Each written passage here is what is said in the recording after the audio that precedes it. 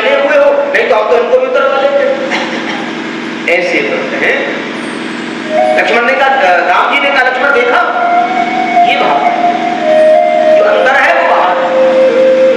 प्रभु हमने दे दिया ना दक्षिणा में।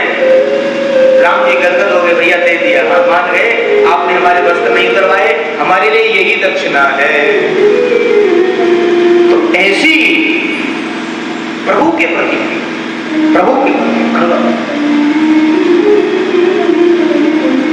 का विद्या गजेंद्रस्य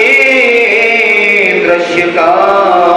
फिर पूछा कि पढ़े लिखे को भगवान मिलते होंगे, तो ध्रुव ने कोई क्लास देखी, कोई विद्यालय देखा। गजराज तो पशु थे, उन्होंने गजेंद्र मोक्ष को बना दिया, भगवान उनको भी बचाने आए। ध्रुव जी तो नन्हे से बालक ने, सूरदास बाबा ने कोई विद्यालय देखा, मीरा ने कोई किसी डिग्री कॉलेज में पढ़ाई की। मीरा ने तो प्रभु को पाने के लिए न जाने क्या क्या नहीं किया। आज मीरा के साहित्य पर, सूर के कविताओं पर, साहित्य पर आज हम लोग बड़ी बड़ी डिग्रियां देते हैं, डॉक्टरेट की डिग्री देते हैं। उन्हीं का है सब। और किसी भी कॉलेज का मुख नहीं देखा, उनको भी मीरा ने बड़े भाव से गाया, बड़े भाव से। क्या गाया मीरा ने? दो पंक्तियों में बड़े भाव से श्रवण करेंगे। मेरे हो तो गिरधर गोपाल, तुमसे रौनक कोई, तो गिरधर गोपाल, तुमसे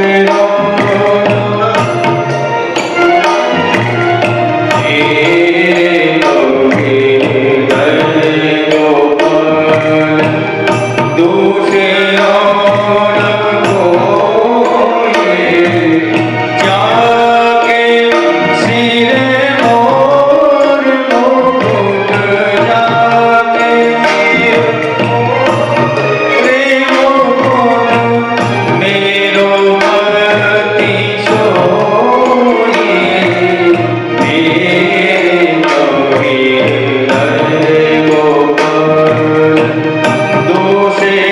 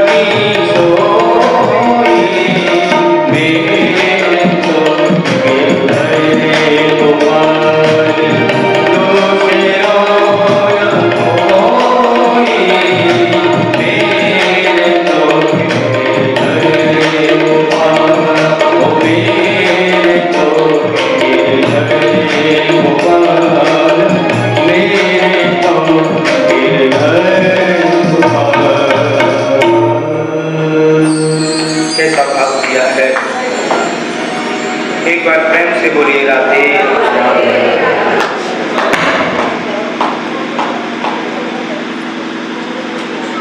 हमारे शिष्य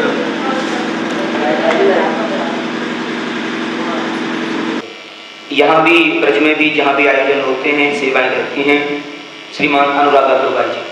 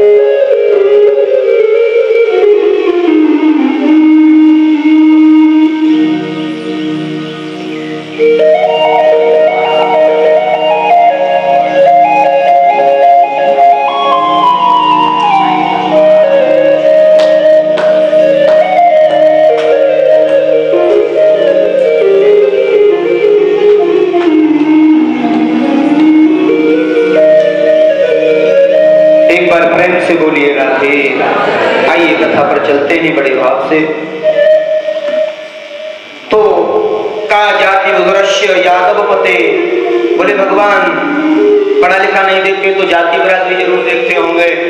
बोले भगवान ये भी नहीं देखते। विदुर जी की क्या जाति थी? विदुर के घर भगवान ने केले के छिलके खाए। का जाति विदुरस्य यादव पते,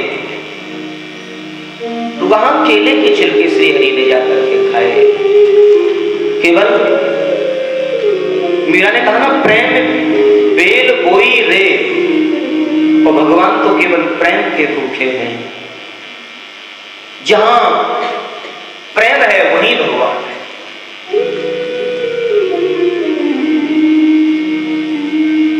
प्रबल प्रेम के पाले पढ़कर प्रभु नियम बदलते देखा। अपना मान टले टल जाए, प्रभु का मान टलते देखा। प्रबल प्रेम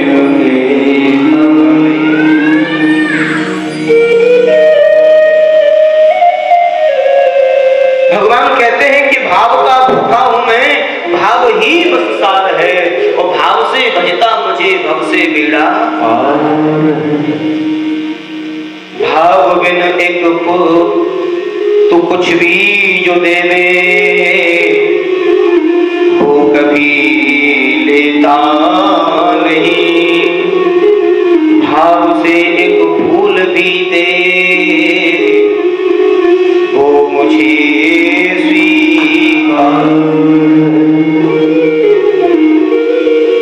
अब ये सब भाव की लीला है। अगर भगवत यात्रा में हमें अगर कुछ करना है तो भाव से करना। अब देखियो भाव की लीला, प्रैक्टिकल प्रमाण। रसोई भी वही, सामान भी वही है ना, लेकिन बनाने वाले का भाव अगर बदल गया ना तो प्रसाद में स्वाद बदल जाता है। एमडीएच वाले मसाले प्रयोग कर रहे हैं ज्यादातर। हाँ, घी भी लगभग सब एक जैसा ही लेते हैं। बनाने वाली माताओं के हाथ भी एक जैसे ही होते हैं, किसी के थोड़ा बड़े होते हैं, किसी के छोटे होते हैं, हाथों हाथ ही होते बनाने वाले। लेकिन भोजन का स्वाद क्यों बदल जाता है? कहीं ऐसा तो नहीं है ब्रज में कहे के घी बनाकर खिचड़ी नाम बहू को हो, ज्यादा घी डालने से खिचड़ी स्वादिष्ट बन जाए? बोले नहीं, घी तो नाम मात्र को भी ना डले फिर भी खिचड़ी में बड़ा स्वाद। ये सब भाव का प्रमाण है। जिस दिन रसोई में माताएं प्रवेश करें और उस दिन एक ही भाव रखें कि इस प्रसादी को जो भी पाए, हाँ, उसको अच्छा है। मैं ऐसे भाव से बनाऊंगी कि ये सबको अच्छा लगे।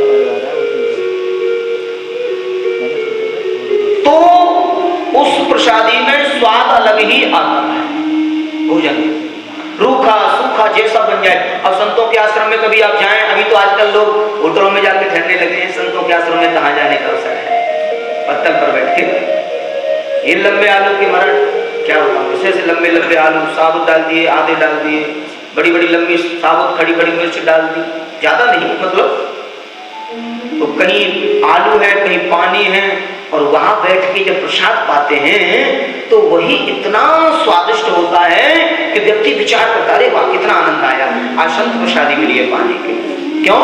क्योंकि उसमें भाव से बना, भाव से बना। तो भोजन भी वही, व्यवस्था भी वही, और केवल भाव से उसका स्वाद जब बदल जाता है तो भैया जीवन का भी आनंद बदल जाता है। यही भाव की लीला है। भाव से एव सांख्यात्मा बुद्धि प्रेमान निगतते। तो ये प्रेम की लीला है, प्रेम रस की लीला है। तो विदुरानी के यहां भगवान गए, जब शांति दूत बन करके गए, इंद्रप्रस्थ पधारे श्रीहरि, तो विदुर विदुरानी, अब विदुर जी ने समझाने के चक्कर में अपनी गद्दी, अपना जो राष्ट्रीय जो महासचिव हुआ करते थे, उस समय तो अटल पृथ्वी के सम्राट थे पांडव लोग, और वो उस समय होते थे महामंत्री। एक दिन सच्ची सच्ची बात समझाने लगे, और कभी अभी कहते ना आजकल भैया ज्यादा साची साची बात लोगों को बुरी लगती है, दुर्योधन ने सच्ची सच्ची बात सुन ली, क्योंकि धृतराष्ट्र को समझा रहे थे कि आपके पुत्र मोह से विचार परिवर्तित हो रहे हैं महाराज, पुत्र मोह ने आपको अंधा बना दिया है। परमात्मा ने शरीर की आंखें तो दी नहीं, लेकिन हिये की आंखें तो पुत्र मोह में आपकी बंद हो चुकी है। अन्याय की बेल पर कभी फल नहीं लगते महाराज, आप मान जाइए, पुत्र मोह को त्याग करके इस युद्ध की घोषणा को बंद करा दीजिए, बहुत नुकसान हो जाएंगे, ये राज्य समाप्त हो जाएगा।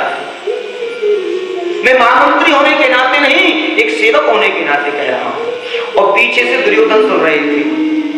अब सच्ची बात भी कभी कभी नहीं कहनी चाहिए, चुप लगा जाए तो ही ठीक है, हाँ? और इस युग में तो अगर तुमने कहीं सांची कहना प्रारंभ कर दिया ना, तो हमारी तरह टांग खींच के नीचे गिरा दिए जाओगे, हाँ? बाल बाल बचे हैं, सांची कहना ही गुनाह है। और यही हुआ किसके साथ? विदुर जी के साथ। विदुर जी को गद्दी महासचिव के पद से त्याग पत्र देना पड़ गया। हाँ, विदुर जी बोले भैया जब ऐसी बोले नहीं, तुम नहीं रह सकते, तुम्हें हमारे राज्य में रहने का कोई अधिकार ही नहीं है, तुम हमें हमारे पिताजी को हमारे विरुद्ध भड़का रहे हो, हमारे परिवार में ऐसी विद्रोह की आग जला रहे हो।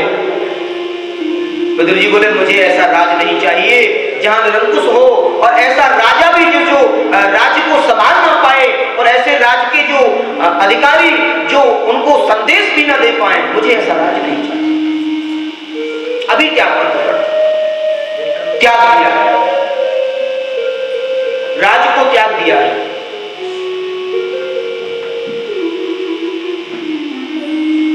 यदा तु राजा सुसुतान साधुं कृष्णं धर्मं विरस्य दृष्टि।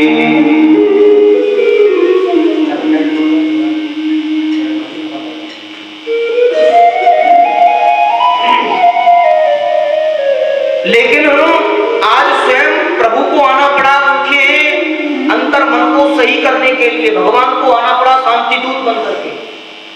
भगवान शांति दूत बन करके आए, कैसे भी समझ जाए। लेकिन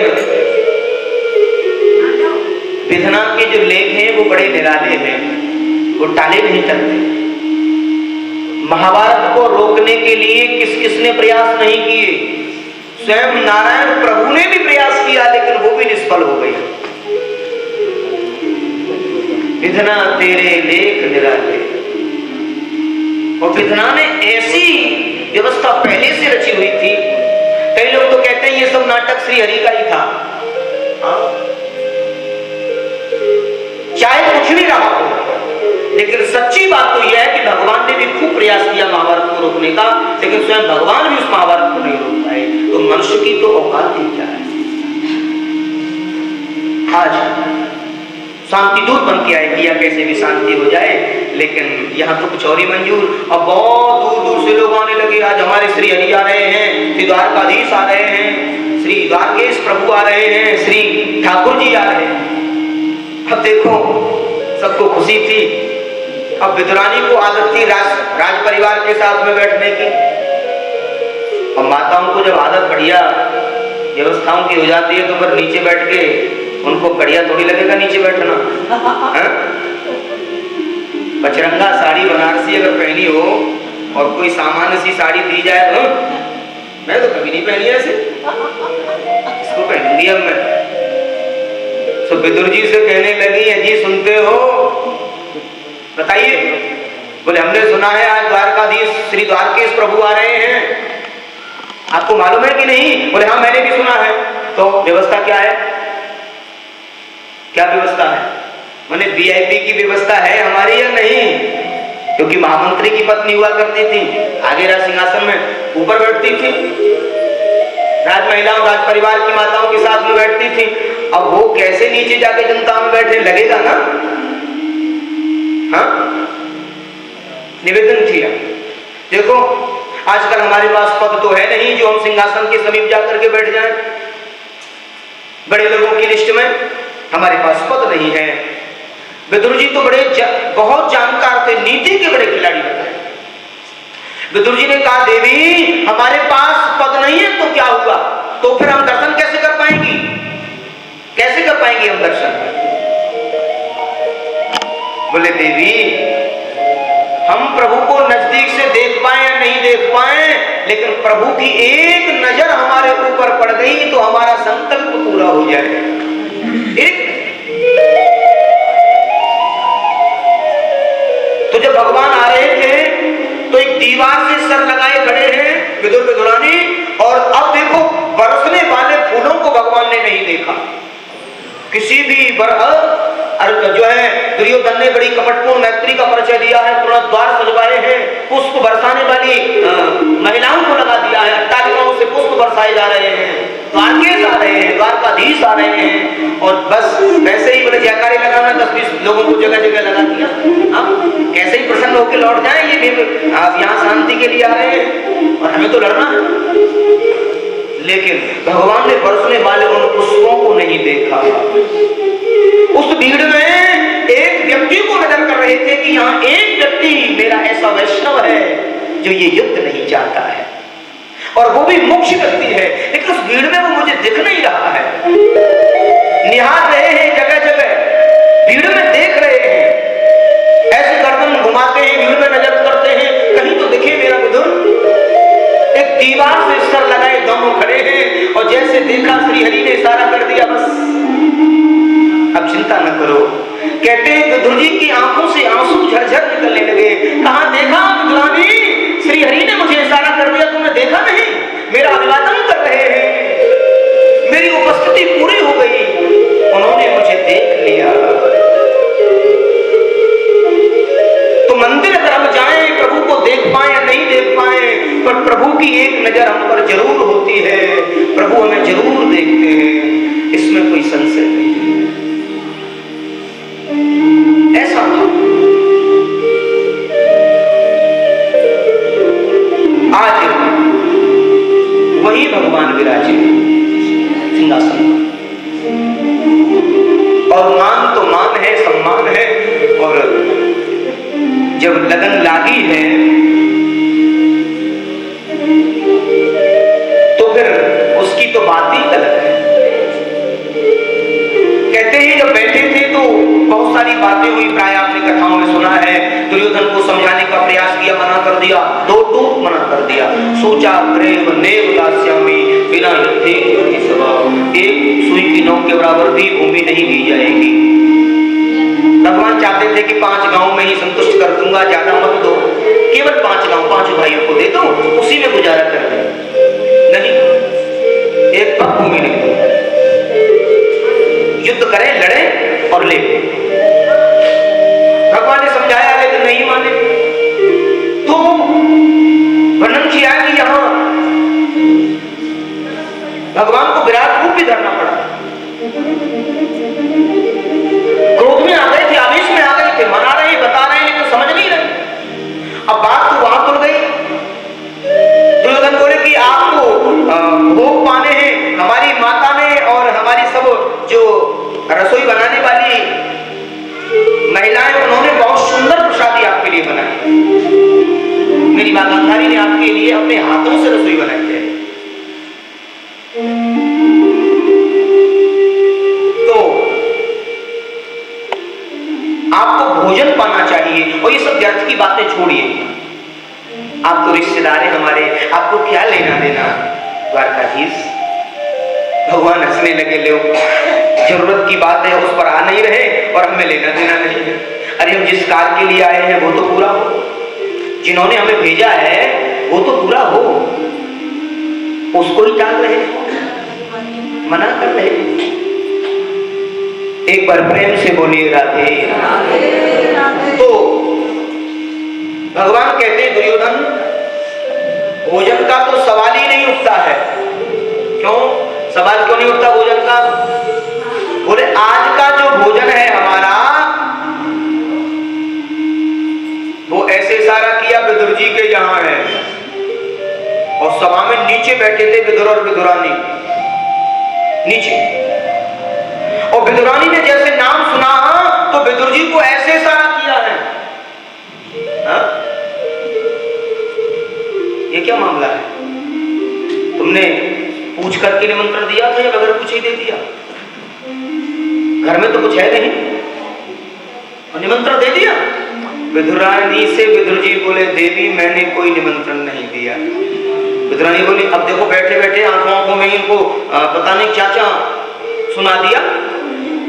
तुमने निमंत्रण नहीं दिया, हजारों लाखों लोगों में उन्होंने बोला है, सुना नहीं कि आज का भोजन तो मेरा विदुर जी के यहाँ है। विदुर जी बोले किसी की कसम ले लो मैंने तो कोई निमंत्रण दिया ही नहीं, कोई निमंत्रण नहीं दिया।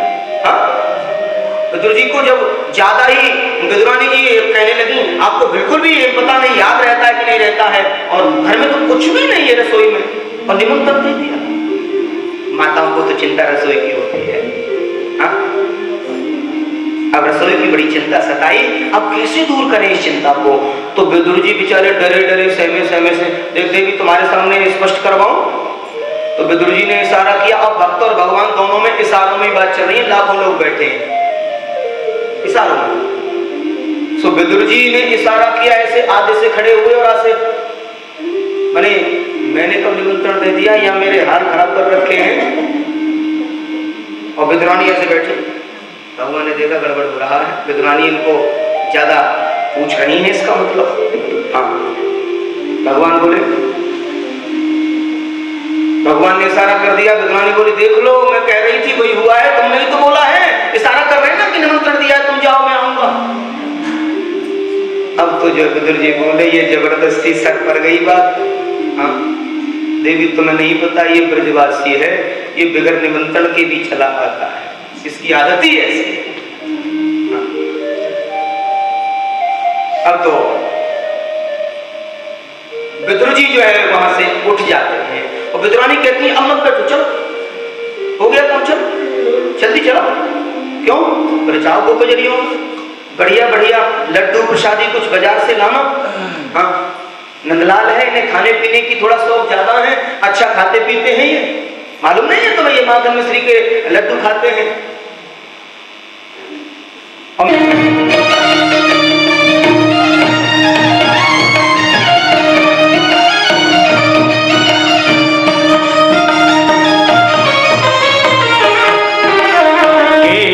बहुत प्रेम से गाई, गिरी गिरी सब देत गिराई। केला बहुत प्रेम से गाई, सब देत गिराई। केला बहुत प्रेम से गाई, गिरी गिरी सब देत गिराई। छिलका देत श्याम मखमाई, छिलका देत श्याम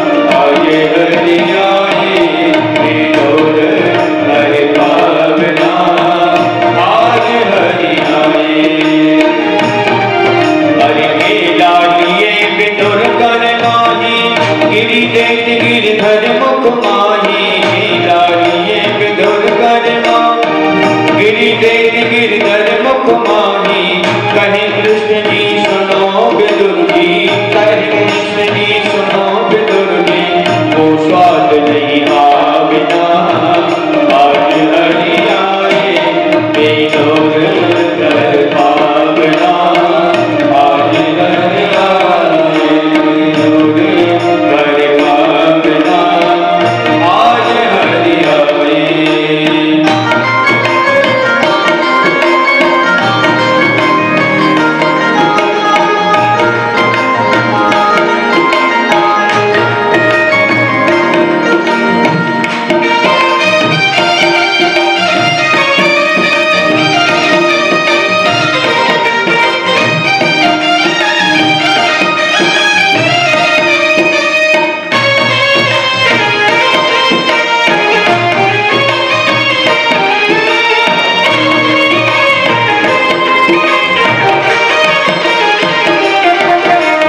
बासे कोसे रूखे सूखे, हम तो विदुर जी प्रेम के भूखे, बासे कोसे रूखे सूखे, हम तो विदुर जी प्रेम के भूखे, शंभु सखी धन धन विदुरानी, शंभु सखी धन धन विदुरानी, हरिजन मान बड़ा बिना, आज हरि आए विदुर घर भावना, आज हरि आए विदुर घर भावना, आज हरि आए विदुर घर भावना, आज हरि आए विदुर घर भावना, आज हरि आए विदुर घर भावना, आज हरि आए विदुर घर भावना रे, विदुरा घर भावना,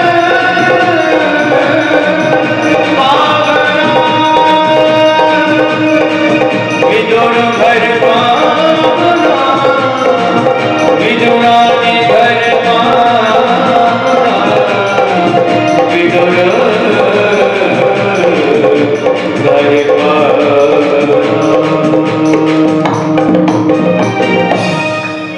बोली श्री द्वारकाधीश भगवान की जय हो।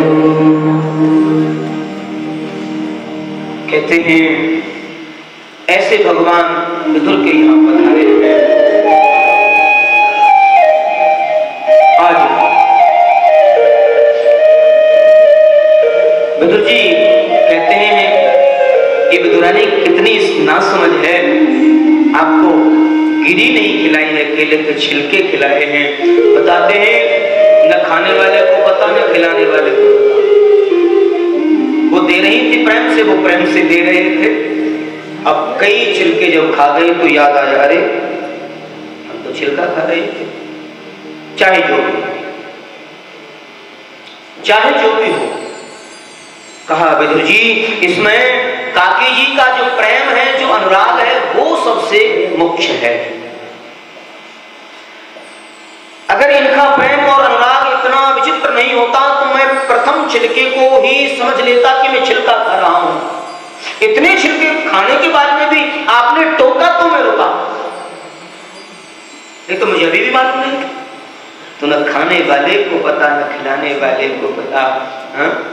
इसको कहते हैं प्रेम का विस्तार। अनेकों व्यंजन रखे हों खिलाने वाले के द्वारा बनाए हुए, लेकिन वहां प्रेम नहीं है तो वो व्यंजन रूखे हैं, क्योंकि खाने वाले को स्वाद नहीं आएगा। अभिमान की दो उसके अंदर डली हुई है। अजी मैंने तो 56 भोग बनवाए हैं, भले आदमी रूखा भी बनवाए अगर प्रेम है। प्रभु आज तो बस यही व्यवस्था थी और आप बस अब जो भी है रूखा सूखा पाइए, तो वो बड़े भाव से पाया जाता। और ऐसे महान विदुर जी कहते हैं कि विदुर जी ऐसे महान भक्त जब भगवान जा रहे थे लीला को संपन्न करके, बड़ी विशिष्ट कथा है, तो भगवान से पूछा उद्धव जी ने, प्रभु आप जा रहे हो, एक बात कहोगे कि दोनों अवतार आपके बड़े प्रमुख हैं, बड़े उत्तम हैं, और दोनों अवतारों में राम अवतार और कृष्ण अवतार दोनों में आपको सबसे बढ़िया भोजन कहां करने को मिला? उद्धव जी ने पूछा। जब भगवान जा रहे थे धराधाम से, तो सबसे ज्यादा जो आनंद आपको आया वो कहां आया? उद्धव जी ने जब कृष्ण से प्रश्न किया तो भगवान कृष्ण कहते हैं, उद्धव जी मुझे बताने में बड़ा क्षोभ हो रहा है, क्योंकि नेत्र प्रज्वल हो गए हैं भगवान के, और बताते बताते एकदम से अश्रुबंध हो गए। कहा, विदुर जी के यहाँ जो केले के छिलके खाए उनमें जो स्वाद था, और भिलनी के यहाँ झूठे जो बेर खाए उन जैसा स्वाद मुझे कहीं नहीं मिला। मेरे दोनों अवतारों में ये दो ही जगह थी मेरे लिए जो मुझे भोजन में सबसे ज्यादा स्वाद आया, दो ही जगह। इसलिए परमात्मा तो केवल भाव के भूखे हैं। सबरी की गति, सबरी देखे बाट राम मेरे आवेंगे, ऐसे कौलभिल परिवार में जन्म लेने वाली सबरी छोटी थी, तो संतों का कैसे भी उनको सानिध्य मिला। वैसे तो ऐसा कहा जाता है, होनहार विरवान के लखत चीकने पात।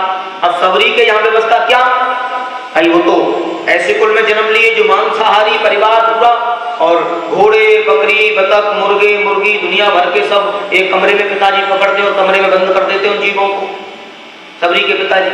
हाँ, एक दिन सबरी ने, छोटी सी सबरी बोली, माँ इन जीवों को पिताजी बंद क्यों करते हैं? बोले तुझे नहीं पता, तेरी शादी में इन सबकी रसोई बनाई जाएगी, उसका इंतजाम कर रहे हैं तेरे पिताजी।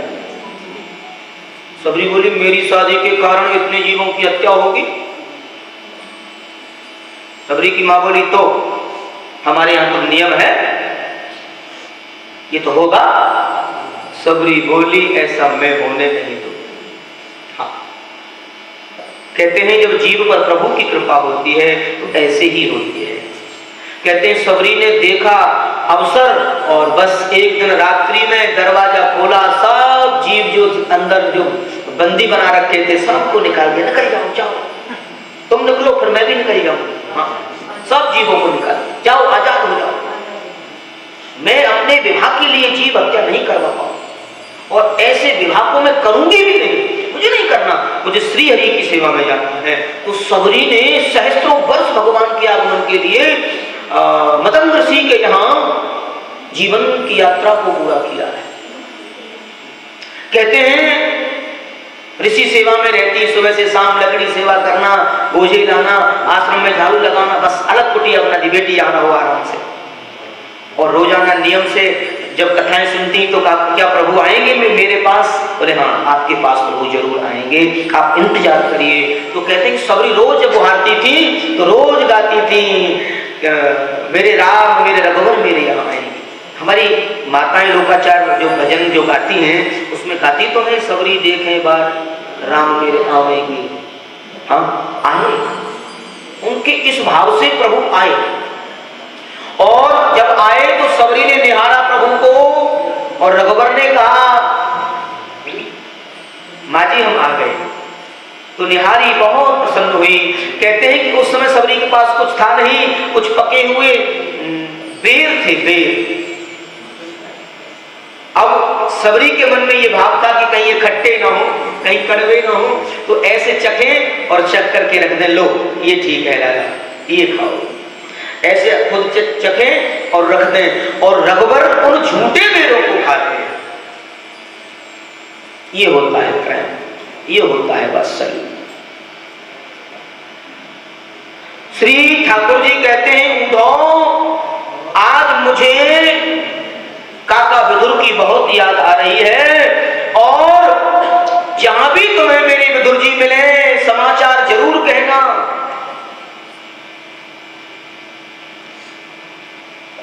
आज अज्ञापित होकर के उद्धव जी गए हैं सरस्वती नदी के किनारे, और विदुर जी से मिलना हुआ है।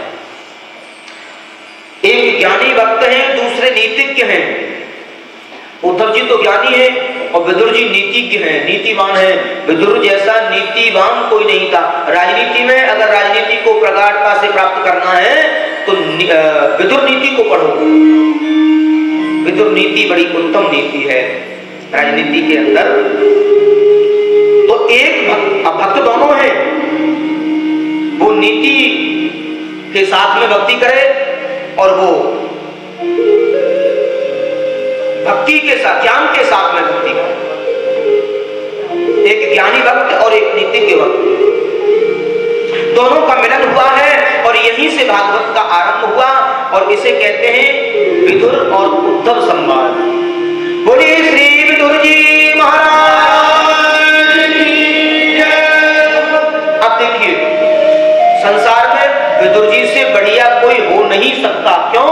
क्योंकि अंत समय माने भगवान जब धराधाम से जा रहे थे तो उद्धव ने पूछा, उन्होंने पूछा, प्रभु आपको किसी की याद आ रही है? आपको किसी की याद आ रही है? हाँ उद्धव, मुझे याद आ रही है, मुझे मेरे विदुर जी की याद आ रही है।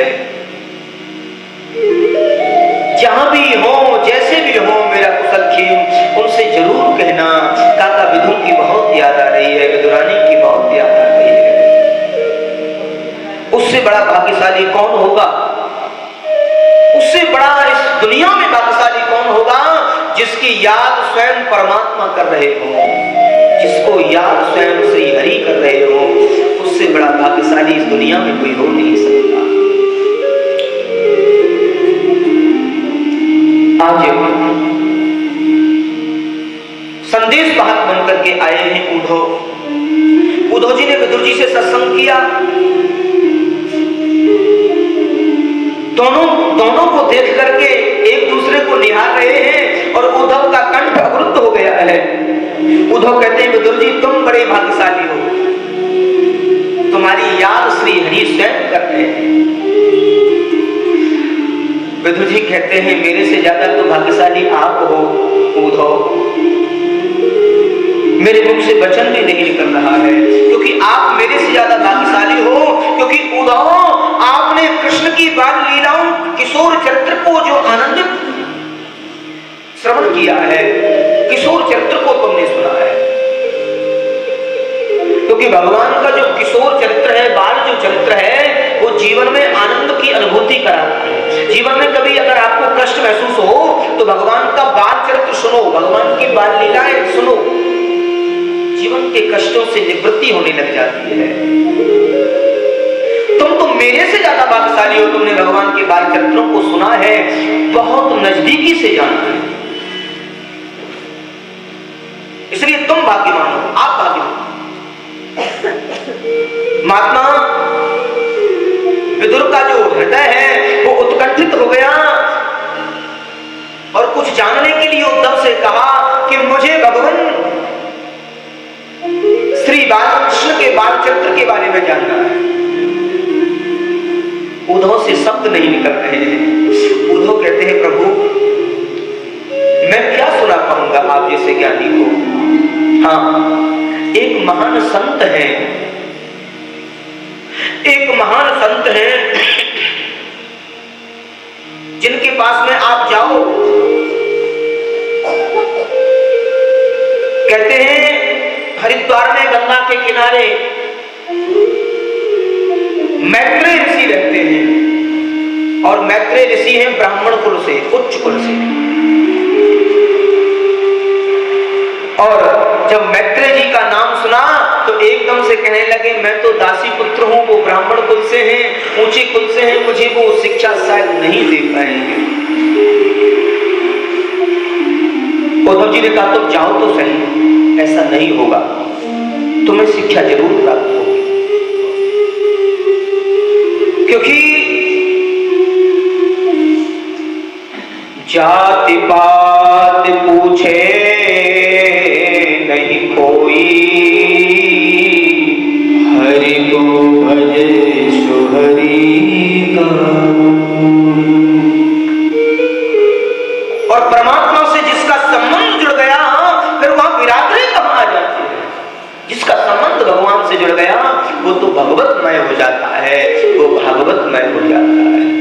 राम ही केवल प्रेम प्यारा,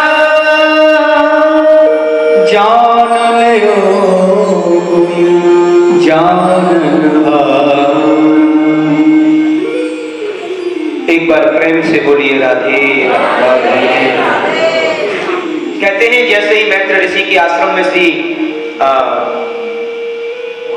विदुर जी गए हैं, आज मैत्री ऋषि ने देखा कि विदुर जी आ रहे हैं, अपनी कुटिया से बाहर निकल के आए हैं मैत्री ऋषि। ओहो आइए आइए, आज मुझ गरीब की कुटिया पर विदुर जैसे नीतिवान पधारे हैं। आइए विदुर जी। विदुर जी के नेत्रों से आंसू झर रहे हैं। हे ठाकुर जी, कैसा प्रेम का पाठ पढ़ाया है तुमने अपने रसिकों को। मैं सोच रहा था कि मैं दासी पुत्र हूं, वो मुझे क्यों पढ़ाएंगे, मुझे क्यों शिक्षा देंगे, यहां तो कुछ और ही। अरे आज मेरे गरीब ब्राह्मण की कुटिया को आपके श्री चरणों ने पवित्र कर दिया विदुर जी। आज आपका आगमन कैसे हो गया।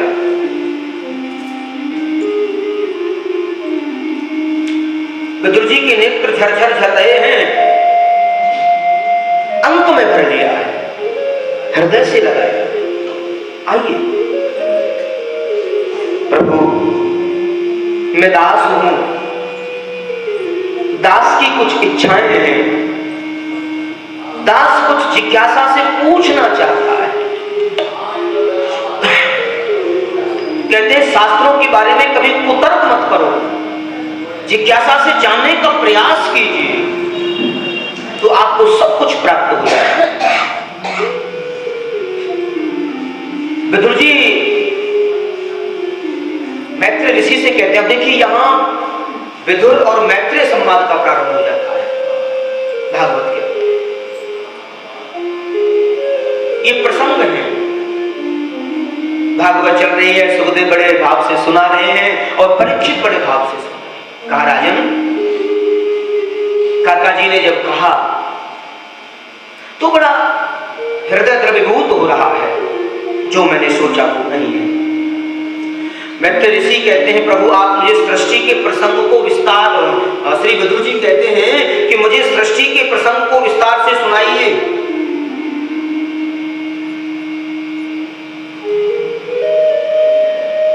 मैत्री ऋषि कहते हैं,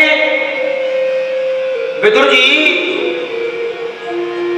संसार में जो भी परिलक्षित होता है उस प्रभु की वो लीला है, उस परमात्मा की वो क्रीड़ा है, और संसार भगवान की एक क्रीड़ा भूमि है जो यहां पर अपनी क्रीड़ा करके वो चले परिलक्षित करके चले। जहां कई कई प्रकार की लीलाएं भगवान ने की और लीला करके प्रमोदित हुए।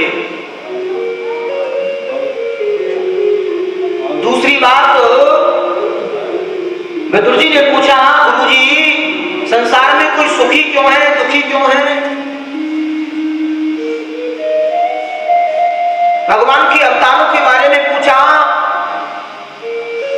परमात्मा सृष्टि को बनाते क्यों है, उसमें कोई सुखी क्यों है, कोई दुखी क्यों है, ये सब क्या लीला है। मैत्री ऋषि से ये पूछा है और मैत्री ऋषि बड़े सुंदर जवाब दे रहे हैं। कहा, विदुर जी ये तो मन का एक वहम है, क्योंकि जिसको हमने सुख मान लिया वो सुख है और जिसे हमने दुख मान लिया वो दुख है। हाँ। एक व्यक्ति बहुत कम मूल्य वाले वस्त्र पहन करके भी खुश रह सकता है और एक व्यक्ति कितने कीमती वस्त्र पहन करके भी सुख से नहीं रह सकता है, क्योंकि उसके मन की कल्पना का विषय है, उसके मन की कल्पना, ये कल्पना है। क्यों? वैसे तो ऐसा कहा है कि कोई किसी को सुख नहीं देता, कोई किसी को दुख नहीं देता। बाबा ने बड़े सुंदर भाव प्रकट किए हैं। को न खाओ सुख दुख करता निज कृत कर्म घोष।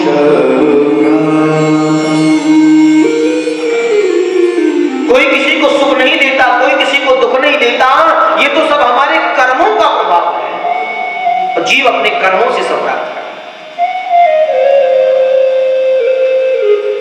राजा परीक्षित को भी भगवान सुखदेव कहते, राजन कोई किसी को सुख दुख नहीं देता, हमारे कर्मों का ही प्रभाव है।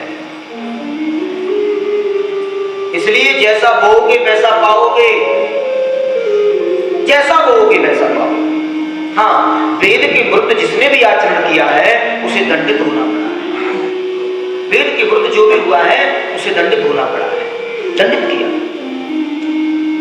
तो जिसमें भगवान के कई अवतार हुए हैं, जब जब अधर्म बढ़ा, वेद के विरुद्ध विचारधाराएं प्रकट की, तब तब भगवान अपने अनेक रूपों में आए। तो बारह के रूप में भगवान आए। भगवान किसी को मारते भी नहीं है और भगवान किसी को बचाते भी नहीं। ये सब भगवान का काम नहीं है। हाँ, ये किसका काम है? ये हमारे कर्मों का काम है। अब कभी कभी कई चीजें तो प्रारब्ध से भी जुड़ जाती हैं। अब प्रारब्ध भी तभी बनता है ना जब हम, देखो आज अगर करेंगे तो वो कल काम आएगा। पूर्व में कुछ ऐसा किया होगा सो भोगना पड़ा। हाँ? किया होगा। तो वर्तमान को जिसने संभाल लिया उसका भविष्य ठीक है, और वर्तमान को जिसने बिगाड़ दिया उसका वर्तमान भी गया और भविष्य भी गया, दोनों चले। तो आदि को छोड़ के साजी को धावे और दोनों में से एक न पाए। सच्चाई तो यही है। आज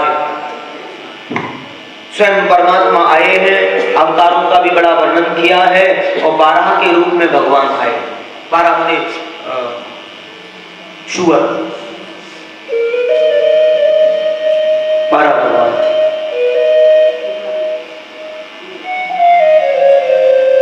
शुक्र के रूप में भगवान आए। बड़ा विचित्र कारण, कश्यप महाराज के 13 पत्नियां हैं और सबसे जो बड़ी है वो दिति है और दूसरे नंबर की जो है वो अदिति है। 13 पत्नियां और सब पुत्रवती हो गई, लेकिन दिति को बच्चे नहीं हुए। और संध्याकालीन बेला थी, दिति एकदम से दुराग्रह करने लगी, सबको बच्चे हो गए, मुझे तो कोई बालक बच्चा हुआ ही नहीं, मुझे बड़ी हीन भावना से देखती है सभी, मुझे भी पुत्र चाहिए, मुझे संतान चाहिए। आज कश्यप जी महाराज ने निवेदन किया, देवी ये समय कामोपभोग सुख के लिए ठीक नहीं है, क्योंकि इस समय भगवान शंकर साक्षात गणों के सहित विचरण करते हैं। शिव महापुराण में ये बड़ा सुंदर वर्णन दिया है।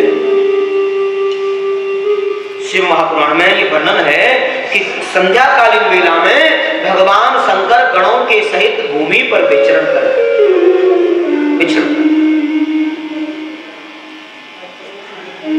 और ऐसे समय में काम उपभोग अगर किया तो उस बच्चे पर भूत प्रेत का असर ज्यादा हो जाता है। हाँ, वो दुराग्रही हो सकता है, दैत्य विचार वाला हो सकता है, राक्षस प्रवृत्ति वाला हो सकता है, प्रवृत्ति बदल जाएगी। एक बार प्रेम से बोलिए राधे।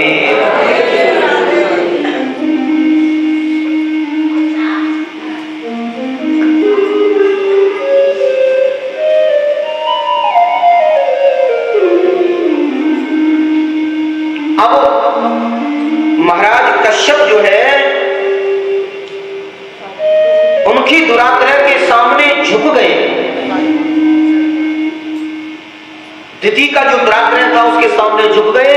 अब जब झुक गए, वासनात्मक कार्य पूर्ण हुआ और एकदम से श्रापित कर दिया, जाओ तुम्हें 2 दुष्ट पुत्र प्राप्त होंगे, दुराचारी होंगे, राक्षस होंगे, जाओ।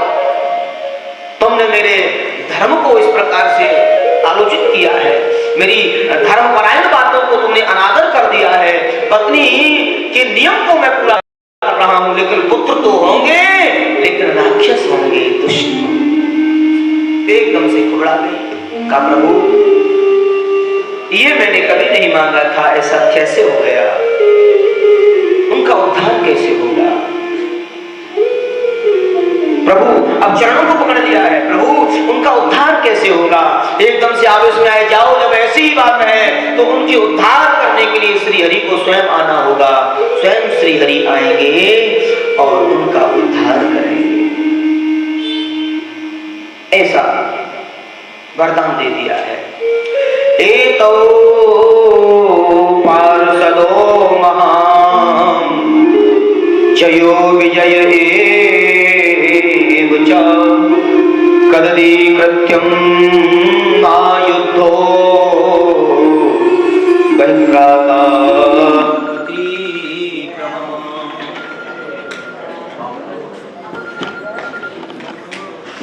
दैत्य कुल को प्राप्त किए, ये वही है जय और विजय। आए हैं क्योंकि ये भगवान के वैकुंठ में द्वारपाल बने हुए थे और संतों को अंदर जाने से रोक दिया था। संतों ने परिचय भी दिया,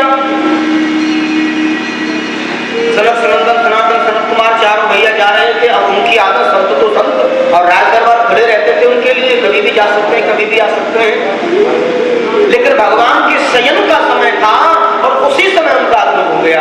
जय विजय दोनों खड़े थे दरवाजे पर, नहीं इस समय हमारे प्रभु का आराम का समय है, आप नहीं जा सकते। कहा आप कौन हो तो हमें रोकने वाले, हम उनके विश्राम कक्ष में जाके बात करने वाले व्यक्ति हैं, हमें मिलना है, जरूरी काम है हमारा। नहीं महाराज हम नहीं जाने देंगे, हमारे प्रभु इस समय आराम कक्ष में हैं, उन्हें हम परेशान नहीं करने दे सकते, उन्हें आराम करने दीजिए। उसी समय क्रोधित हो गए, तुम हमें रोकते हो हमारे पिता से मिलने से, श्राप दे दिया, जाओ तुम दोनों राक्षस हो जाओ। चरणों को पकड़ लिया, प्रभु हम तो अपना कार्य कर रहे थे, हम द्वारपाल थे, द्वारपाल का ये कर्तव्य होता है, आपने श्रापित कर दिया। तपश्चर्या का प्रभाव, ये वही दोनों जय विजय आज हिरणाक्ष और हिरण्यकशिपु बन करके आए थे। एक बार प्रेम से बोलिए राधे राधे। आज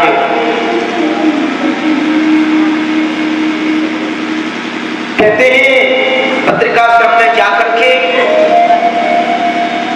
तपश्चर्या की है, दोनों का जन्म हुआ। जय विजय दीदी के गर्भ से आज हिरणाक्ष और हिरण्यकशिपु बन करके आए हैं। एक बात जरा स्पष्ट कर दी जाती है, कश्यप जो नाम है वो सतगुण का नाम है।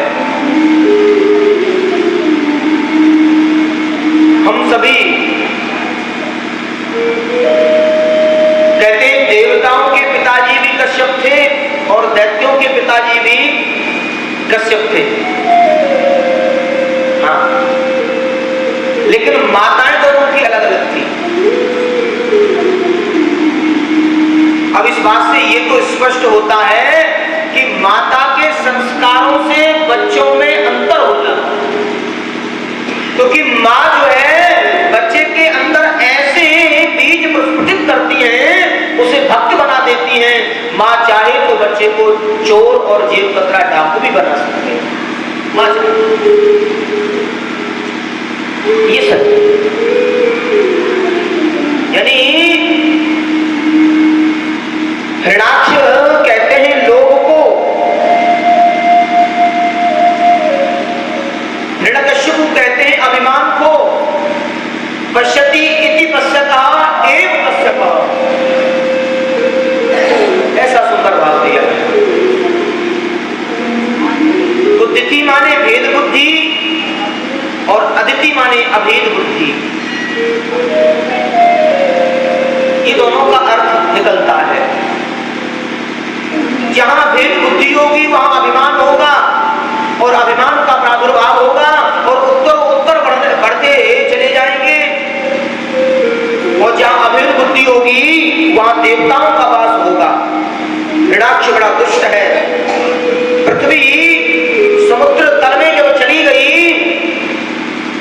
तो कुछ प्रतापी लोग रह जाते थे, आकाश मार्ग में उड़ते थे। अब देखिए, उड़ना तो पहले भी हुआ करता था, पहले भी लोग उड़ते थे आकाश मार्ग में और आज भी उड़ रहे हैं।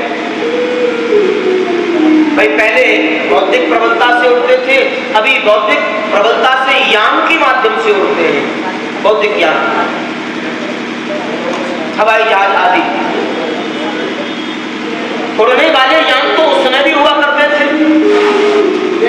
कई तो लोग उड़ा करते थे और उसमें हनुमान जी का तो प्रत्यक्ष प्रमाण है। हनुमान जी जहां भी जाते थे बस उड़ करके पहुंच जाते। हाँ, कहते हैं उधर से उड़ते उड़ते आ रहे थे हिरणाक्ष और इधर से जा रहे थे देवर्षि नारद बीड़ा बजाते हुए श्रीमन नारायण, और पकड़ लिया। ए नारद जी, तुम्हें बीड़ा ही बजाना आता है या फिर कुछ?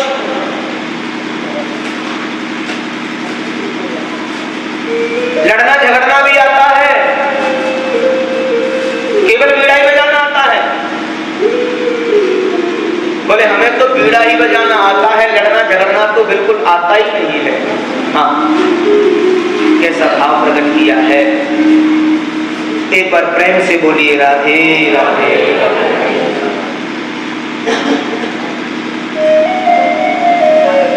पर नारद जी बड़े चतुर हैं, बोले नहीं कुछ भी, शांत हो गए।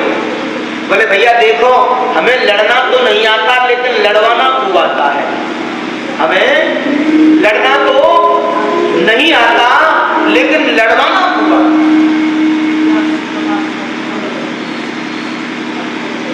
ऐसा कोई आदमी बताएंगे जो जिंदगी में दोबारा खुजली चलेगी नहीं तुम्हारी बात में? हाँ, इशारा कर दिया कि एक आ रहे होंगे पृथ्वी को दृष्टांगनाओं पर लेकर के, पर छेड़ देना उनको छेड़ देना, और ऐसी खुजली मिटेगी जो जीवन में कभी नहीं हुई, कभी जीवन में। एक बार प्रेम से बोलिए राधे राधे। आज ऐसा ही हुआ, देवी पृथ्वी आ रही थी और भगवान बारहा को देवी को लाने के लिए जाना पड़ा है। और जब देवी पृथ्वी को दृष्टांगनाओं पर ला रहे थे तो देवी पृथ्वी के मन में अभिमान आ गया था, और अभिमान जब आ जाए तो फिर उसे कभी भी पूरा नहीं किया जाता, वो कभी पूरा नहीं होता है। अभिमान हमेशा पूरा होता है। एक बार प्रेम से बोलिए राधे। देवी पृथ्वी जब आई तो देखा बाहर पल्लवित पुष्पित पुष्प, सुंदर चिड़ियों की चहचहाट कलरव, चारों तरफ जय श्री कृष्णा जय श्री राधे, बस यही करतर ध्वनि चल रही है। देवी पृथ्वी ने पूछा जी ये क्या देख रही हूँ, ये सब क्या है?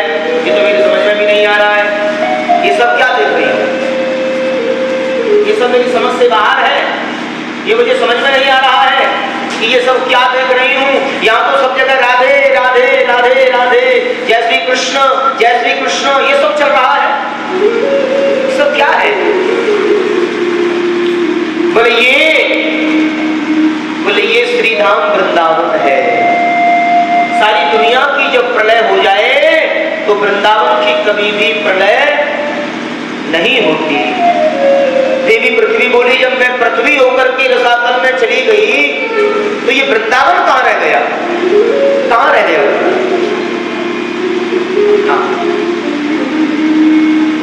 धन धन वृंदावन रजधानी,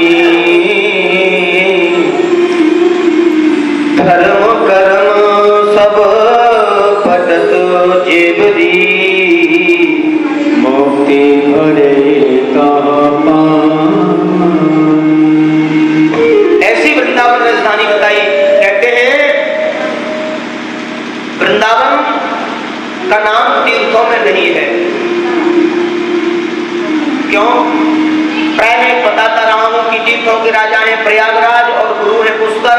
एक दिन प्रयागराज ने शिकायत लगा दी श्री नारायण प्रभु से, अजी आपको आप राजा बनाया अपमानित करने के लिए। क्यों? बोले छोटा सा वृंदावन है और कभी हमें भेंट देने तो आता ही नहीं, कभी आज तक भेंट ही नहीं दी, इशारा भी किया था तो मना कर दिया। बोले हम किसी को भेंट देते नहीं, हम तो भेंट लेते हैं। हाँ, क्यों? ऐसे अपमानित करना था तो राजा क्यों बना दिया? श्री नारायण प्रभु हंसने लगे, श्री हरि हंसने लगे। कहा प्रयागराज ये बताइए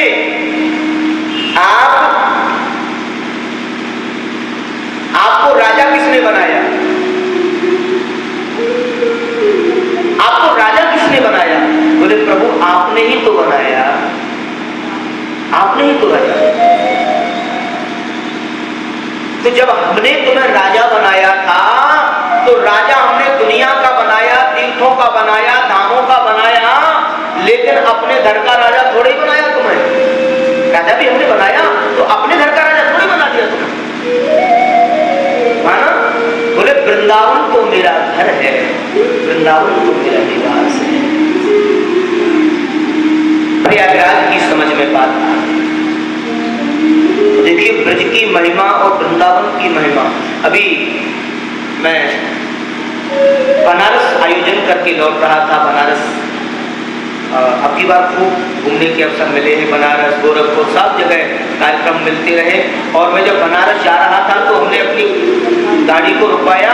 मैंने कहा भाई बनारस जाते समय प्रयागराज पड़ते रास्ते में, मैंने कहा भाई संगम स्नान कर लें, अवसर मिल रहा है। तो सच घटना बताऊंगा आपको, मैं संगम स्नान कर रहा था। संगम में जाकर के वहां नाविकों ने व्यवस्था की हुई थी। तो जो मल्लाह लोग थे उन्होंने जब देखा कि वृंदावन से महाराज श्री आए हैं स्नान करने संगम में, मैं सच बताता हूँ नाम सुना कि वृंदावन से आए हैं, तो संगम वाले वृंदावन का नाम सुन करके सच बताता हूँ कितना अभिवादन किया, गोदी में उठा उठा के स्नान करवाया। बोले ये प्रयागराज है प्रभु, प्रयागराज। गोदी में उठा। हमारे साथ में जो चलने वाले लोग थे वो क्लिप बना रहे थे, महाराज श्री कौन सी जड़ी दे दी? बोले मैंने नहीं, मेरे वृंदावन की जड़ी है, मेरी जड़ी नहीं है। हाँ, वहां के कोई बीजेपी के बड़े नेता थे, उन्होंने बड़ा सम्मान किया, तिलक किया, बिठाया, फोटो आदि सब, और पूरा एकदम से अपनी गोद में लेके स्नान करवाया। महाराज श्री आप, अरे आपका तो बस आप ही की तो कृपा है प्रयागराज। मैंने कहा भैया श्री हरि की कृपा है, हम वहीं से आए हैं, जिन्होंने प्रयाग को राजा बनाया है हम उसी वृंदावन से आए। तो वृंदावन की महिमा तो महान है, ऐसी वृंदावन। आइए बड़े भाव से और बड़ी श्रद्धा से। और देखिए वृंदावन का जब टैग जिस पर होता है ना, मैं गोरख तीर्थ में जब प्रवेश कर रहा था तो वहां मेधावी छात्र जो मानिए हमारे लोकसभा अध्यक्ष जी द्वारा जिसे सम्मानित किया गया था, एक छोटा सा बालक, और हमारे योगी जी द्वारा जिसे सम्मानित किया गया था, वो हमें दरवाजे पर मिले और देखते ही चंदन कोटा और बगलबंदी पहचान लिया, महाराज श्री वृंदावन से आए हो। बोले हम ऐसे ही छोड़े हुए हैं, बताए हुए हैं कि कोई ब्रज से आने वाला हो तीर्थ यात्री तो उसको अभिवादन से अंदर लाया जाए। सच बताता हूँ आपको ये घटना। हमारे साथ में जो सहयोगी जो चल रहे थे सुरक्षा कर्मी, वो स्तब्ध हो गए थे कि ये ठाकुर जी की कैसी अद्भुत कृपा है, जहां भी जा रहे हैं वहां पहले से ही व्यवस्था सब तैयार मिल रही है, पहले से ही व्यवस्था। मैंने कहा ये सब व्यवस्था उस बिहारी जी की है, उस वृंदावन बिहारी लाल की है, हमारी क्या व्यवस्था है? और वास्तविकता है ये सच है कि श्री हरि का जो डंका है वो विश्व पटल पर बजता है। श्री हरि का जो डंका है वो विश्व पटल पर बजता है। कहते हैं वृंदावन मुक्ति कहे गोपाल सो मेरी मुक्ति बताए, मुक्ति कहे गोपाल सो। अब हम सब मांगते हैं मुक्ति, हमें मुक्ति चाहिए, मुक्ति चाहिए, लेकिन मुक्ति स्वयं अपने आप को मुक्त करना चाहती है कि मुझे भी तो मुक्ति चाहिए, मैं सारी दुनिया को मुक्त करती हूँ। आज मुक्ति जो है भगवान से मांग रही है। क्या मांग रही है? मुक्ति कहे गोपाल सो मेरी मुक्ति बताए, ब्रज रज उड़ मस्तक लगे सहज मुक्त है जान।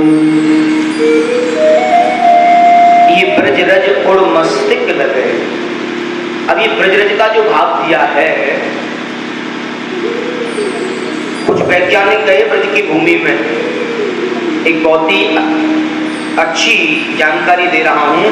कुछ वैज्ञानिकों ने ब्रज रज का परीक्षण किया और रमण रेती में पहुंचे, और रमण रेती में जाकर के उस मिट्टी को देखा कि इसमें लोग लेट क्यों लगाते, लोटपोट क्यों होते हैं, क्योंकि रमण रेत लेटो नहीं कियो न यमुना पान। रमण रेत लेटो नहीं कियो न यमुना रे नर तू जानो नहीं ब्रज को तत्व। तो उस मिट्टी का परीक्षण किया, आज भी जाके कर सकते हो। उस ब्रज रज में इतनी पावर उनको मिली, तो उसको नाम दिया, बोले यहाँ की रज गिरिराज जी की परिक्रमा में, वृंदावन की परिक्रमा में, ब्रज की परिक्रमा में, बोले ब्रज रज में मैग्नेट पावर बहुत अधिक मात्रा में है। मैंने कहा कुछ तो है, ऐसे ही थोड़े चले आते हैं लोग लोटपोट होने। बोले यहाँ मैग्नेट पावर बहुत अधिक मात्रा में मिलती है और उससे औरा मजबूत होता है। औरा मजबूत होगा तो ललाट भी चमकता रहेगा, रूखे सूखे टिक्कर खाने के बाद में भी एकदम परिक्रमा करने वाला व्यक्ति कमजोर थोड़ी मिलेगा, क्योंकि वो रोजाना मैग्नेट पावर जो ले रहा है, ब्रज रज में स्पर्श जो कर रहा है, तो पवित्र है। बोले हाँ कुछ तो है। यानी विज्ञान ने भी अपने हथियार डाल दिए, किसके लिए? ब्रज रज के लिए। ऐसी है ब्रज रज।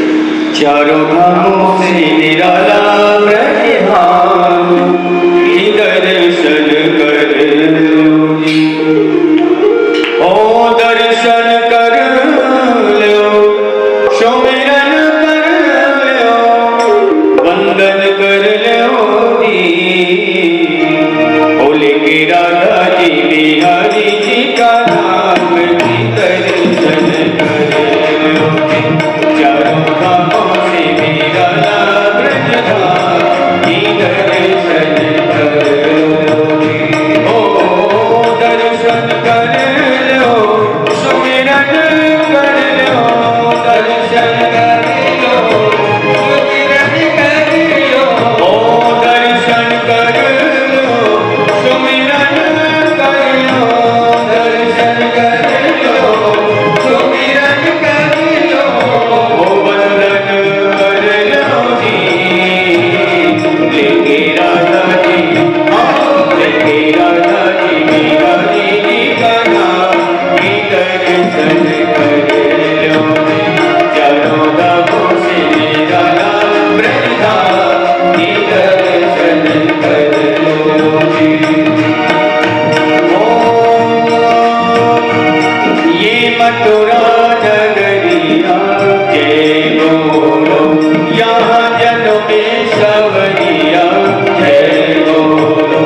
ये मथुरा नगरिया जय बोलो, यहाँ जन्मे सवरिया जय बोलो। ओ बालों की रात जन्म प्रभु लीनो, बालों की रात जन्म प्रभु लीनो, शोरी मोट मन सबको शुभ दीनो। हरि हाथी घोड़ा पाल की जय कन्हैया लाल की, हाथी घोड़ा पाल की जय कन्हैया लाल। ओ वचन दियो हरि पूरन कीनो, यही विष्णु पति भगवान की दर्शन कर लो जी। ओ चारों धामों से निराला दर्शन कर लो, ओ दर्शन कर लो, सुमिरन कर लो, दर्शन कर लो, सुमिरन कर लो, वंदन कर लो जी। बोले के राधा जी, बोले के राधा जी बिहारी जी का नाम की दर्शन कर लो जी। चारों धामों से निराला ब्रज धाम की दर्शन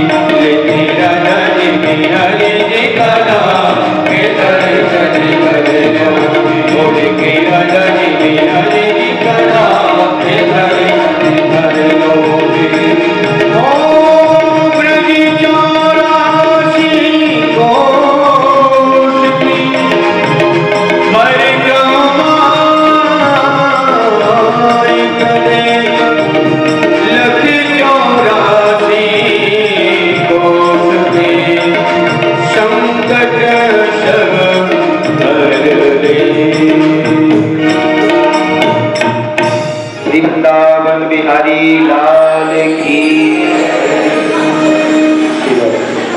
आवाज करो।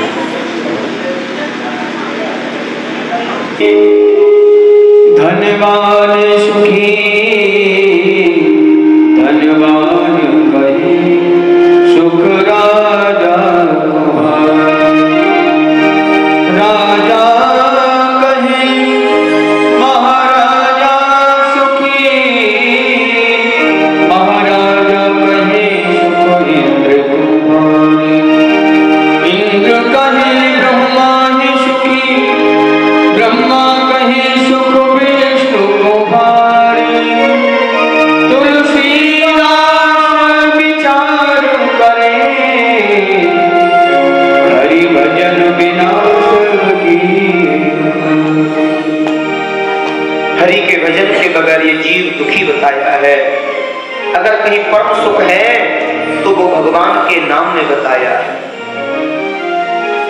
अपूति देवहूति प्रसूति इनके वंश का निरूपण किया, प्रियव्रत और उत्तानपाद की कथा को सुनाया,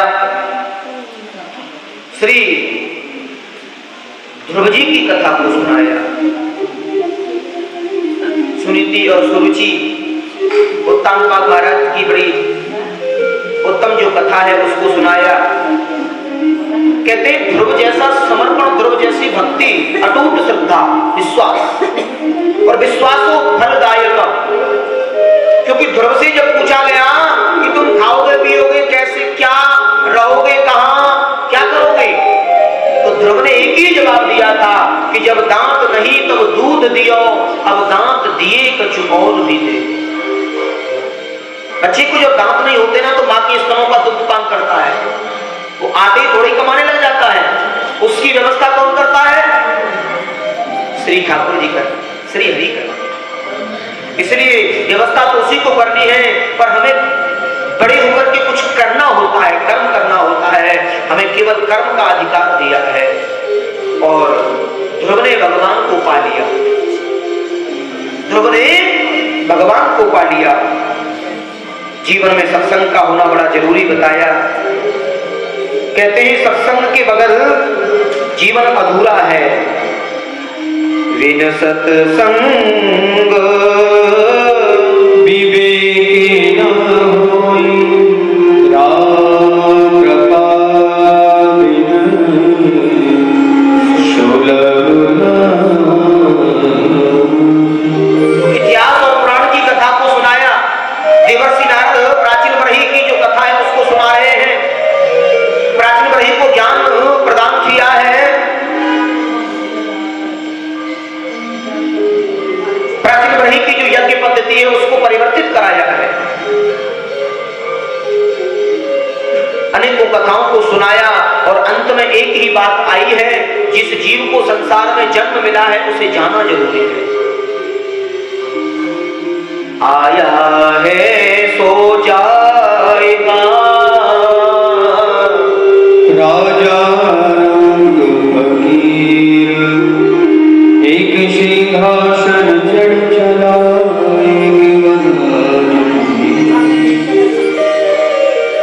जड़ भरत और रघुगण की कथा को सुनाया। भारत के परंपरागत ऋषि मनीषी जो परंपरा हमारी चल रही है, जड़ भरत रघुगुण संवाद से उदरित होती है। जड़ भरत पढ़े लिखे नहीं थे बहुत ज्यादा, लेकिन भगवान के प्रति बड़े उनके मन में श्रद्धा थी, विश्वास था। चाह गई चिंता गई मनवा बेपरवाह, जिसको कुछ नहीं चाहिए सोई सहनशाह। कुछ चाहते नहीं थे भगवान से, केवल भक्ति चाहते थे। ऐसे जड़ भरत और रघुगुण की कथा को सुनाया।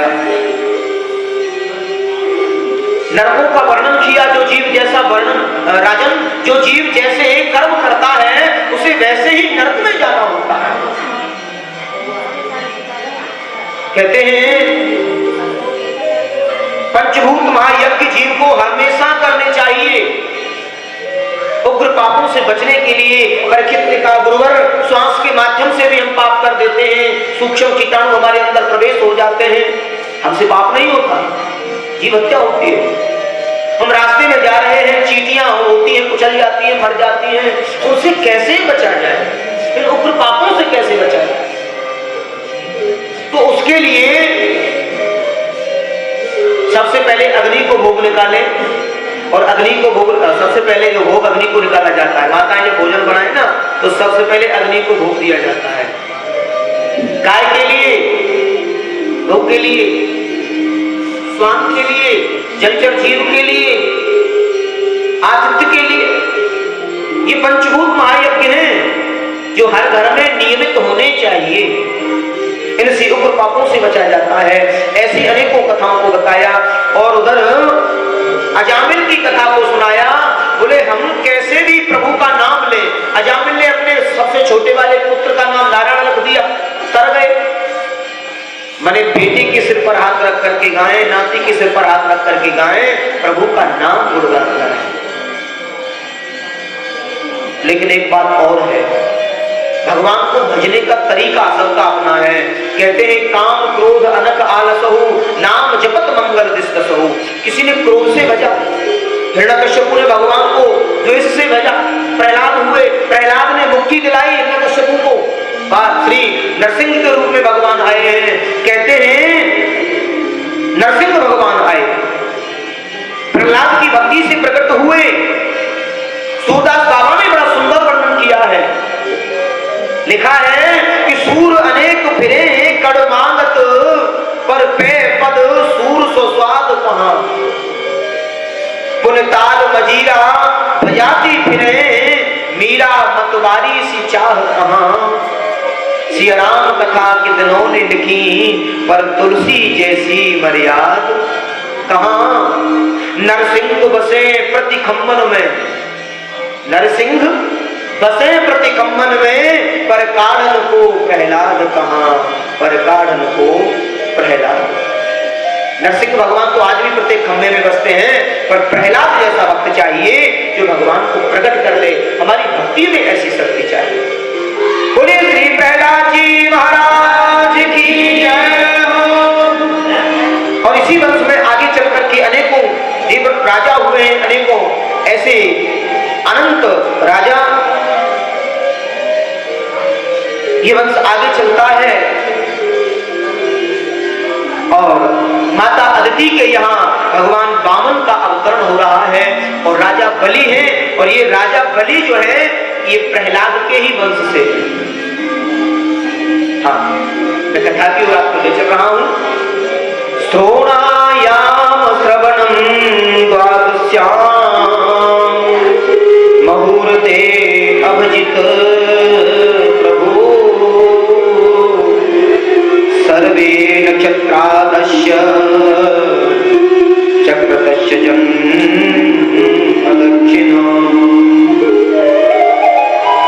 देवताओं की कार्य सिद्धि के लिए भगवान का अवतरण हुआ है। देवताओं की कार्य सिद्धि के लिए नन्हे से भगवान वामन के रूप में आए हैं और इतना सुंदर स्वरूप है। बलिहारी में उनकी झांकी बड़ी सुंदर झांकी है श्री वामन भगवान की। और कैसा सुंदर भाव है, सभी ने स्वागत किया है। आइए वामन भगवान का सभी स्वागत करते हैं और राजा बलि के यहाँ आएंगे। 3 पग भूमि का दान लेंगे। आप सबको दान देना है। आइए बड़े बात बोले वामन भगवान